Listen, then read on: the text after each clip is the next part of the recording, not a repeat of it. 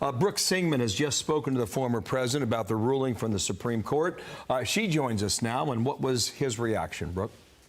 Hey, good morning, Bill. Yeah, that's right. I just spoke with the former president. He said that the ruling today is both unifying and inspirational. He's really touting the fact that this ruling was a unanimous decision, 9-0. He says it's a great win for America. He told me it's very, very important. But what he's really focusing now is on the pending immunity ruling. You know, he is waiting for arguments. The Supreme Court decided last week that they would take up arguments on that presidential immunity appeal that he and his team has made to the Supreme Court because of special counsel Jack Smith's case. Now, those arguments are expected to be heard on April 22nd, and we will hear a decision on that by mid to late June. And he said basically, quote, equally important for our country is the decision today, but will be the decision that they will soon make on immunity for a president.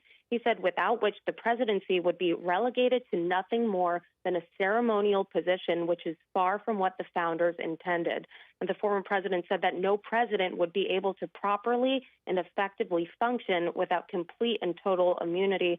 He said that would put our country at great risk. But again, he is really touting the fact that this is a unanimous 9-0 decision, both unifying and inspirational for the people of the country. And that's what he just told me, just hung up with him. And already before. Making the public argument about immunity that that may come, again, as we mentioned, at the end of June, first part of July, right before the July 4th holiday. Exactly. Nothing says red, white, and blue like a U.S. Supreme Court decision that could portend the outcome of a national election. Brooke, Right. He has a press conference at noon. Is it a press conference or just an address before camera? Do we know?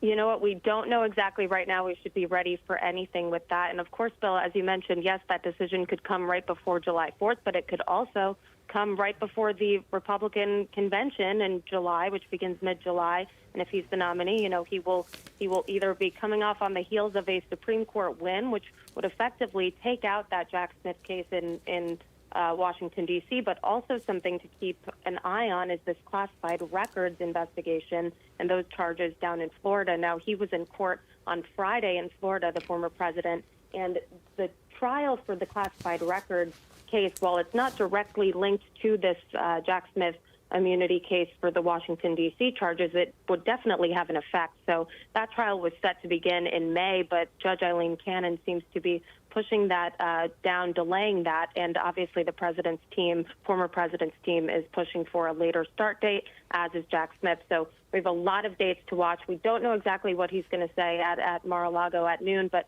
we'll keep watching. Okay. Thanks, you, Brooke.